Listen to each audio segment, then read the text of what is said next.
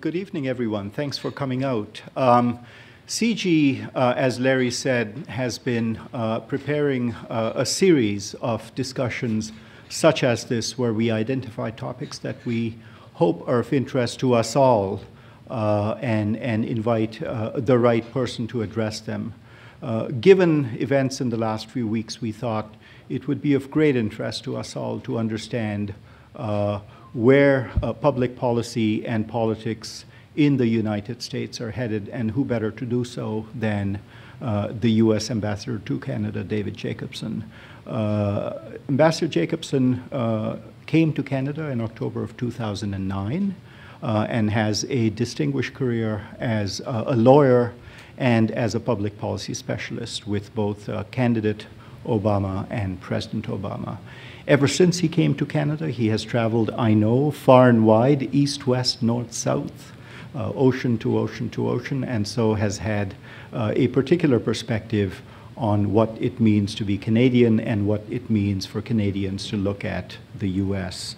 It says here that his four major priorities are bilateral trade, the balance between energy and the environment, the mutual defense of North America, and the U.S.-Canada shared approach to the world. And I expect that all of these and others will feature in his remarks to us and in your questions and dialogue with him thereafter. So thank you again, and welcome, Ambassador. It is good to be here. It is good to see so many of my friends and ambassadorial colleagues, Ambassador Symington, my good friend, who's now the political advisor to the commander of NORAD and NORTHCOM, and so many of my other friends here in Canada. What I thought I would talk about is kind of what you can expect in the second Obama administration. In case you missed it, he did win the election. And I'll start by saying that I am an optimist. As Oscar Wilde once put it, the basis of optimism is sheer terror. And I think that that's very appropriate in this circumstance, because if you're not optimistic about what's going to happen in my government and in the United States over the next 4 years, the picture is not necessarily a pretty one. The President has four basic priorities that he plans to attack over the next 4 years, and obviously events are going to intercede in ways that nobody can anticipate. But there are four things that he wants to focus on seriously. The first one, and I think it's fair to say the one that is of overwhelming importance at this point in time, is how do we fix the long-term fiscal imbalance in the United States? And there are two sides to this. There's how do we reduce our spending, and then the other is how do we increase our revenue and reform our tax code.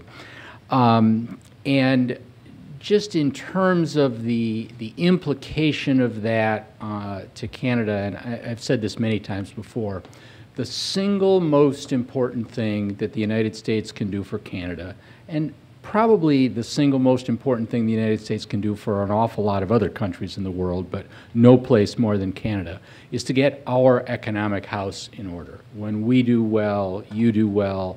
When we do well, quite frankly, most places or many places in the world do well. So this is not only the most important priority for the President, but it's probably the one that has the most impact on, certainly on Canadians.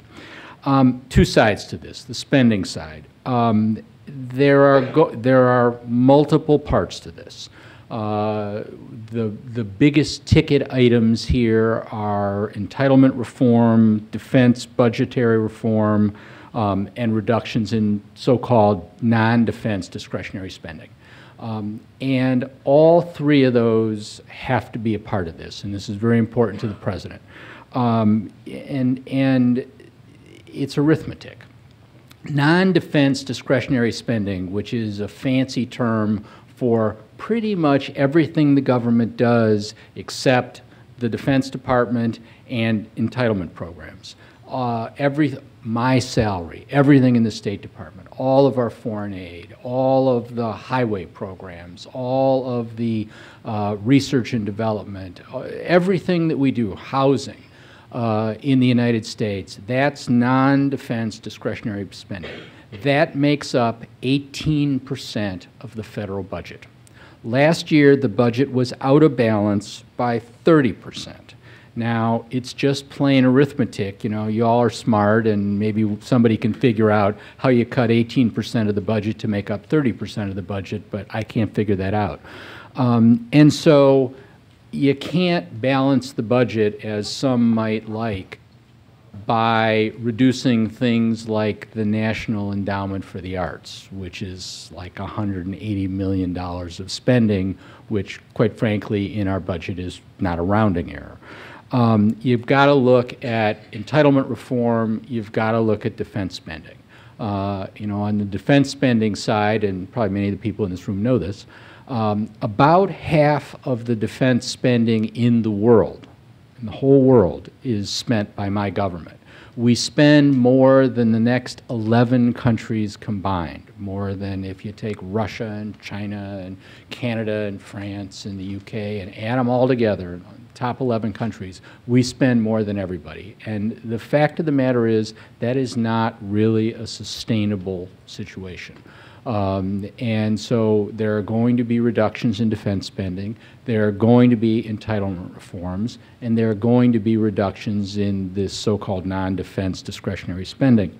That's one side of it. The other side of this is, how do you get more money into the government? Taxes in the United States today, contrary to some of the things you might see on some of the television networks, taxes are at the lowest level that they have been in generations. The tax burden on the United States, on United States citizens, is lower than it has been in a long, long time. And if we are going to get this thing back into balance, or closer to back into balance, and on the trend and on a trend line of getting us back into balance, we are going to have more money. Now, there was a piece of this, although quite frankly probably a small piece of it, that was dealt with at the very beginning of this year, at the very end of the last Congress. They locked in the tax rates for the middle class. There was an agreement to raise the rates by about 4% on revenues over $400,000 for an individual, $450,000 for a couple. That will bring in some money. It will not bring in an enormous amount of money. I think probably the most important part of that was just a fairness component of it. But there is going to be at least an effort by the President at restructuring the tax code, hopefully simplifying the tax code. Part of this is going to be trying to eliminate some of the loopholes, some of the anomalies, and I don't know what they're called in all of your countries necessarily, but some of the exclusions to obligations to pay that are going to be a piece of this. But one way or another, in order to bring this thing closer to balance, there's going to have to be less spending. The spending is going to have to be across the board, and there's going to have to be more revenue, and the revenue, the tax code cannot simply be revenue neutral. It's just, it's impossible to eliminate a 30% imbalance without taking more money in and spending less money. Second priority is energy and the environment, and striking the right balance. And you know, we talked about this is one of the things that I have focused on since I've been here. Again, most of you probably know, not only is Canada by far our largest trading partner in the United States, but it is overwhelmingly our largest foreign supplier of every form of energy. About 100% of the electricity that we import comes from Canada, 85% of the gas that we import comes from Canada, and somewhat surprisingly to most people, 27% of the oil that we import into the United States comes from Canada. If you were to walk down the street in the United States and ask 10 Americans what country is our largest foreign supplier of oil, I would venture to say that 9 of them, or maybe 10 of them, would say Saudi Arabia. Saudi Arabia is second at 12%. So Canada is overwhelmingly our largest foreign supplier of energy. But there are challenges. There have been challenges for a long time, and there will continue to be challenges. on how we strike the right balance between energy and the environment, energy and climate change. There's going to be a lot of activity in that regard. There are already lots of personnel changes. Lisa Jackson, who was the administrator of the Environmental Protection Agency, has announced that she's leaving. I believe earlier this week or the end of last week, Stephen Chu, who's Secretary of Energy, said that he's leaving. So there is going to be a new cast of characters that are addressing this. And a big piece of this, and I would be remiss if I didn't talk about it at least a little bit, is Keystone. Now, Keystone is a subset of a much bigger problem. And it's a problem that Canadians face, it's a problem that Americans face. And that problem is, how do you get energy from where it is to where it's needed? And the not so wonderful fact of life is that fundamentally energy is usually not found in the places that you need it. It is not just oil from the oil sands in Alberta.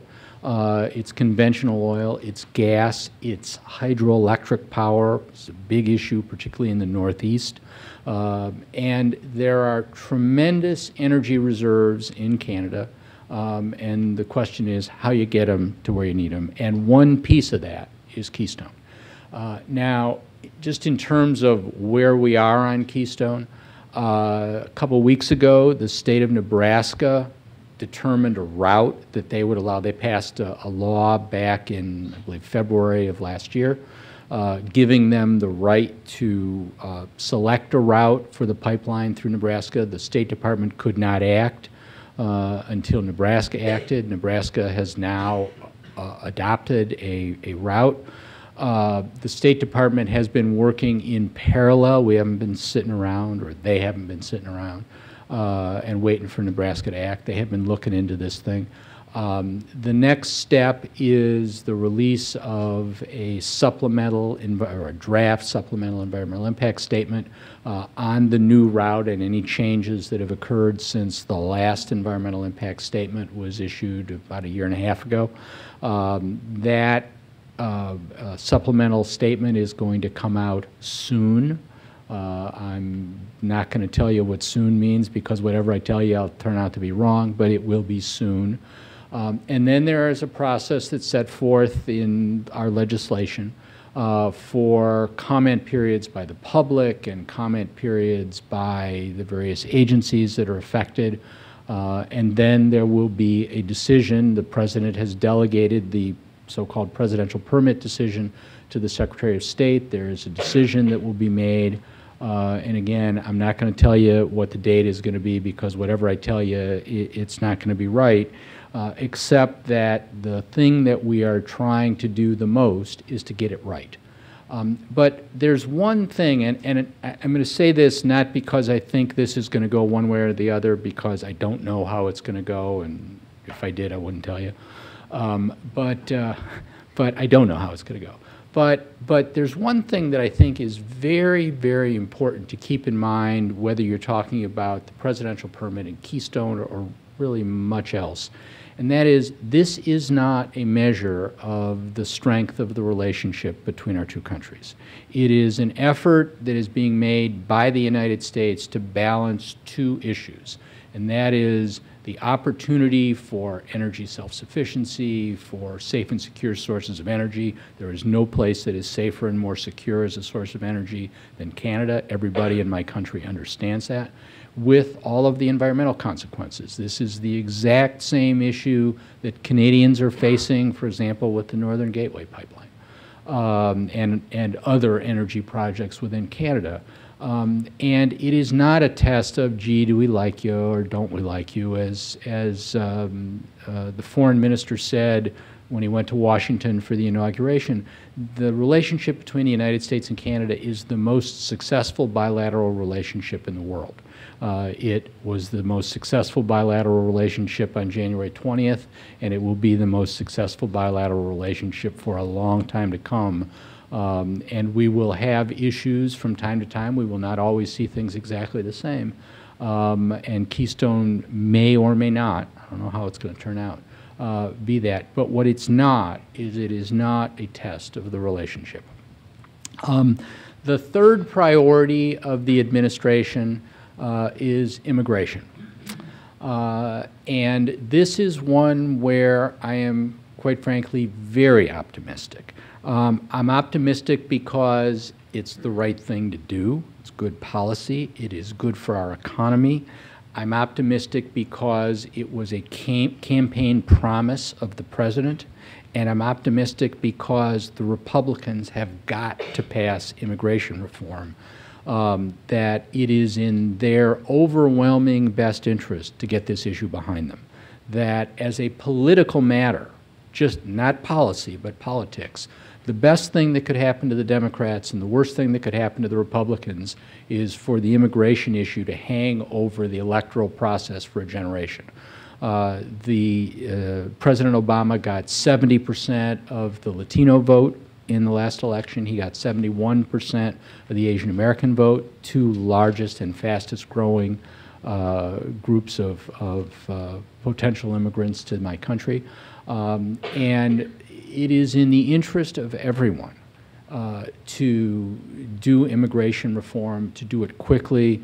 You've seen both in the Senate with a group of 8 senators, 4 Republicans, 4 Democrats, and in the House with a group of 2 and 2, that there are bipartisan movements in both houses to get this thing done. I'm sure that there will be issues and things that have to be worked out between now and the time that it gets signed into law, but I am quite optimistic that at some point, certainly within the next year and maybe significantly less than that, that we're actually going to see progress. The fourth priority of the president is gun violence. And, you know, I know particularly here in Canada, but probably for those of you who are from elsewhere, you know, people look at some of the gun violence in the United States and the proliferation of guns in the United States. The estimate is there are something like 300 million guns in the hands of private citizens in the United States. We only have 330 million people, and I don't have one, so, you know. But I know sometimes people shake their heads, and particularly after the tragedy in Newtown, which, you know, we've had a lot of tragedies and lots of gun violence and horrible things that have happened in my country. That one really took it to a new level. And again, I think that there is going to be progress here. This will be hard fought. The president may not get every single thing that he wants. That there's discussion of how do you limit the access to military assault weapons, large capacity magazines that hold 100 bullets. Nobody needs 100 bullets to go hunting. If they do, they ought to get another sport. Universal background checks. There are background checks for some transactions of guns in the United States, but there are a number of loopholes, the 2 most notable of which are if you buy a gun at a gun show, there's not a background check. Well, gun shows somehow miraculously have taken up a very significant portion of the sales of new weapons and the so-called secondary market. If I have a gun and I want to sell it to you, there isn't an obligation to do a background check. 91% of the American public favors universal background checks. And quite frankly, if we can't pass something where 91% of the public favors it, we got trouble. So some of these things, whether it is you know, private sales, gun shows, problems with respect to how we address mental health, some of the violence in video games and televisions that a number of people are concerned about. There is a package that can be put together here so that we're going to be able to address the gun violence question. You know, will it be easy? Will there be people who make quite a fuss about it? Yeah, there will. And the president will probably not get every single thing that he wants in this. We seldom do in our system. But I think we're going to see some progress. Now, in the next couple of months, and going a little bit back to my first point about the fiscal cliff, fiscal crisis problem, we are going to see 3 rounds of discussion. The first one was going to be the debt ceiling. Congress, in its infinite wisdom, has managed to kick it to May, particularly because I think the House viewed it as its weakest position and it wanted to try to work out these other 2 first. And so that one's now on the back end.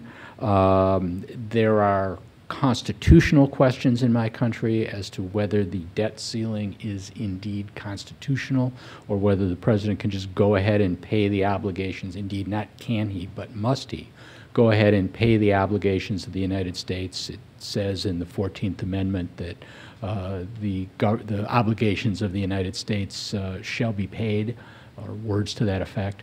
And the question is whether this debt ceiling could supersede that legislation. There are a million ideas. Someone suggested the $1 trillion platinum coin because the Treasury has the right to mint platinum coins in any denomination that it wants. And so they would mint $1 trillion coin, give it to the Federal Reserve, and then there'd be plenty of money to pay off the debts. But one way, that is going to be an issue, the debt ceiling, and that gets pushed off until May. But we've still got 2 others. The first one that's coming up, and it's coming up on the 1st of March, which is not too far down the road, is the so-called sequestration. Sounds awful. This was a deal that was made a year and a half ago by Republicans and Democrats, and the idea was that we are going to have across-the-board spending reductions, and it varies a little bit from category to category, but it's typically 8, 9, 10% a year. In defense spending, in non-discretionary, non-defense discretionary spending, some cuts in entitlement. This was not anything that anyone wanted. And the idea was we would put in poison pills for both sides, defense cuts that the Republicans didn't want, and non-defense discretionary spending cuts and entitlement cuts that the Democrats didn't want, and that they would be so abhorrent that anybody in their right minds would sit down and say, okay, we can't do that, so let's work out a deal. That was the idea. This is not something that anyone wanted. Well, we haven't been as smart as we had hoped. They were supposed to kick in last, I believe, November. They were extended until March 1st, but we have this problem coming up. And the problem with sequestration in our country is it's an across-the-board deal. So you're cutting, if you're cutting defense spending by 10%, you're cutting not just programs that you don't want, but programs that you do want. You're cutting personnel expenses. You're cutting, as opposed to, okay, if we have to cut defense spending by 10%, let's at least do it rationally and find some programs that we don't need or we need less and cut those. Or, within my own operation, well, it might make more sense if we terminate some program than if we just take 10% off of everything, and 10% less copier paper and 10% less phone bills. That's not the best way to run a railroad. So the hope is that what they're going to do is they're going to be able to replace these across-the-board cuts with somewhat more focused, somewhat more rational spending cuts. The President has proposed in the last day or two a sort of short-term version of that over a couple of months to give people more time to try to sort something out. They haven't been able to sort it out in a year and a half, but the hope is that as we get closer and closer to it, they'll be able to get it done. The other thing that is coming up, and this one comes up on March 27th, is the federal budget. In the United States, the government cannot spend money unless Congress appropriates the money. Now, there are some very minor exceptions to that, but fundamentally that's the rule. And the way it's supposed to work is every year by October, there is supposed to be a budget for the year that begins in January, and that, or actually it's the year that begins in October, that they pass the budget and everybody knows how much money they have to spend for the next year, and they go forward and they spend it. That has not been the case for the last several years. And what we have this year is a continuing resolution. It's what we had last year, and we had several of these, and we've had a couple of them already. But we have a continuing resolution that gets us through March 27th. This one, if Congress does not act, this one is a real problem. We went through this a couple of times last year. I can tell you from personal experience and having to try to plan around this and kind of not knowing whether we were going to be able to open for business the next day, it's not a great way to run a railroad. And so we have these three things. We have the debt ceiling, we have sequestration, and we have the passing of the federal budget that we're going to be going through in the next couple of months. I think where I'll stop and take your questions and talk about the things that you guys want to know about. But I am reminded about this, about one of my very favorite quotes by Winston Churchill, where he said that in the end, the United States always does the right thing. The problem is that we exhaust every other alternative in the interim. And we are very busy exhausting every other alternative, but as I said at the beginning, I am optimistic. I do think we're going to sort our way through this. It may be messy, but we have a system that was designed to be messy. It's one of those things that, quite frankly, has served us pretty well over the last 230-odd years. And my guess is, with much huffing and puffing, it will serve us well this time as well. So that's what I got to say, and I'm happy to answer any of your questions. Thank you, Ambassador. My name is Jack Harris. I'm a member of Parliament. You touched on the climate change issues and praised Canada's interest in eliminating coal-fired or reducing coal-fired electrical generation, which is a good thing. But let me ask about carbon pricing. It seems we've got a curious situation here in Canada right now where the oil companies are actually saying, you know, carbon pricing would be a good thing for us because it would be built into the cost, and our customers and our other countries would, you know, think that we're doing the right thing. But yet we have the government seeming to use it as a wedge issue against my party. But where is that going in the U.S.? So there's talk of cap and trade, there's talk of other mechanisms. Is that likely to happen? I know you gave the 4 priorities. This may not be a priority, but it's obviously going to be very important and could affect the bilateral relationship if Canada does or doesn't follow suit. Okay. Again, good question. 2 points. First of all, and I have said this before, that it would be a bad idea if, at least on carbon pricing, if Canada and the United States had different regimes, because what will end up happening is that people will start making decisions not on economic terms as to where you put a factory or a power plant or whatever, but where you can pollute the cheapest. And that's probably not good either for the environment or for the economy. So I do think that if there is a carbon pricing regime in one country or the other, it is important that they are at least coordinated, if not the same. To your point about what's likely to happen, I mean, I'll let you worry about what's going to happen in Canada, but what's likely to happen in the United States. The President tried valiantly in the first 2 years of his administration to get a cap and trade system in place. It passed the House, didn't pass the Senate. We had the elections in 2010, and on the day after the election, he said that the first casualty of this is comprehensive environmental legislation. It's just not going to happen, and there just weren't the votes for it. In terms of whether there is going to be some sort of carbon pricing going forward, I don't know. I think, you know, let's wait to see what the President says on Tuesday night. in his State of the Union address. He did say in his inaugural address that climate change was something that was very important to him and was a priority of his. What form that's going to take, I'll let him announce, and I won't announce it for him. But whatever we end up doing, I do think it's very important that we coordinate our efforts.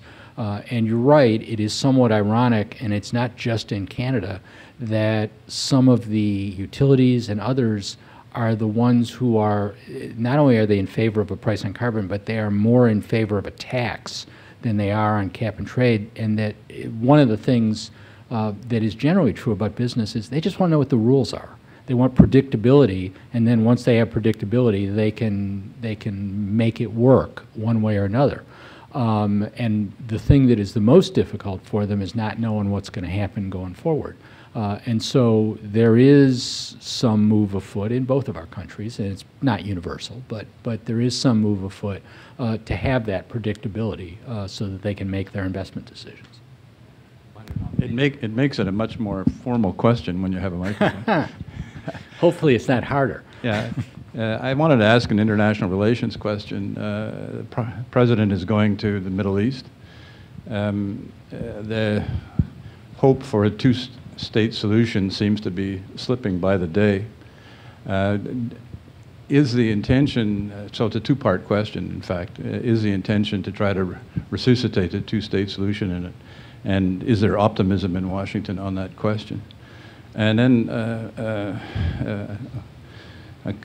another question, I guess, I was going to say it's a related question, but perhaps not, and that is what we think we're seeing, and I'd like you to comment on that, is that there seems to be, every administration has a doctrine, and the current doctrine with the Obama administration is tending to, is this still working? Is tending to be, no troops, no boots on the ground internationally. We're seeing the situation in Syria descending, getting worse and worse. We're seeing the situation in North Africa where, again, there's no American boots on the ground. Same thing for Libya. And one of the consequences we've had from the NATO intervention, and by the way, I support it 100%, is that nonetheless, weapon stores have gotten out of hand, and we face possibly the same thing in Syria. So the question I guess I'm asking is it the case that the United States is not going to go in on the ground anymore in the Middle East? Or can we expect to see some shift in that policy? I'm thinking also, of course, of the drones and the changes in technology. Yeah. Paul, let me do the second one first about boots on the ground. Bob Gates, who was the Secretary of Defense, when he was leaving, I think it was his final speech as he was leaving, said that if any American Secretary of Defense advocated a long-term land force, fighting force in the Middle East, he should have his head examined. Now, it was perhaps a little bit of a, he was being a little bit, I don't know, flip isn't the right word, but clearly sending soldiers in to fight on the ground is not the preferred course. We have seen the consequence of it in Iraq. We have seen the consequence, as Canada has, in Afghanistan. I think it's fair to say that the American public is tired of this. It is tired of the cost. It is tired of the cost in dollars. It's tired of the cost in lives and injuries. So there isn't a real appetite for land wars in the Middle East or anywhere else. Having said that, though, the president has his policy is not that he will not send troops in. That is not his policy. His policy is that that is not the preferred course, and that and that what we have to do is that we have to examine each one of these situations on its own terms. That, for example, Syria is a very different situation from Libya, and that we have to look at these things one-off and decide what we need to do, how can we do it with the least cost in men and materials and the least cost in terms of long-term consequences to the United States. And I think it's fair to say that the President is going to be cautious before he starts sending soldiers on the ground in the Middle East. But that doesn't mean that under no circumstances would he ever do it. I'm sorry, your second one about the situation with respect to the Israel-Palestinian question and two-state solution. The President has indicated that he is going to Israel, I believe, at the end of March. And in terms of being optimistic, an awful lot of people have been optimistic at various points in time over the last couple of generations about the situation and about a solution to that, and I'm going to let others who are more expert express their optimism. I will say that that both the results of the election in Israel, but also the fact that the President is going, are both hopeful signs. Whether it is cause for optimism, I don't know, but it's certainly better that the President is going to the Middle East than that he's not going to the Middle East. And in terms of what we can expect when he goes, again, I'll leave it to him to announce. Thank you, Ambassador. My name is Deirdre Kent. Perhaps picking up on the last theme started by Mr. Heimbecker, clearly amongst the 4 priorities, foreign policy wasn't listed, and that isn't really a surprise. But with the naming of the new, or the inauguration of the new Secretary of State, could you speak to what the foreign policy priorities of the President and the new Secretary might be, as they do tend to derail top priorities with frequency? Thank you. Well, you're right. There are a lot of surprises in that regard. Well, first of all, I'd probably be able to answer this question better tomorrow than I can today. As you may have seen, Minister Baird is going to Washington tomorrow to meet with Secretary Kerry, the first bilateral meeting between Secretary Kerry and anyone. And I think, quite frankly, speaks volumes to what I said earlier on about the nature of the relationship between our two countries, and no doubt there will be some discussion of this. I don't think the priorities of Secretary Kerry are going to be fundamentally different, at least for a while, than the priorities of Secretary Clinton. First of all, the priorities are set by the President, are set by the White House. The Secretary obviously has an enormous voice in that process, but I don't see any fundamental shift that's going on. There are obviously concerns across the Middle East and North Africa, the effort to determine the best way to extract and the quickest way to extract our forces from Afghanistan, the situation in Iran, which is very difficult, the situation in North Korea, which is also very difficult. There are plenty of things to worry about in the world, too many. But I don't really see a fundamental shift. I am sure that there will be initiatives that Secretary Kerry undertakes to put his own signature on things, as there were with Hillary. But at least for a while, I think it's a stay-the-course deal. But I'll tell you tomorrow. Would the Vice President of Public Affairs, Dr. Fred Kuntz, go to the podium, please? I'm here to thank Your Excellency for your remarks tonight, particularly since it's the second time in your term that you've spoken to a CG audience, almost a year ago at our CG campus in Waterloo, and tonight to this very distinguished audience.